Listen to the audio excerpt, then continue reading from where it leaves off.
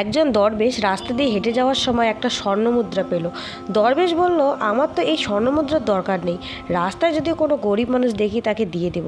এই বলে সে রাস্তা দিয়ে হাঁটছে, এমন সময় দেখতে পেল সামনে বিশাল এক অশ্বারোহী বাহিনী নিয়ে অস্ত্রশস্ত্রে সজ্জিত হয়ে সে রাজ্যের রাজা কোথাও যেন যাচ্ছে।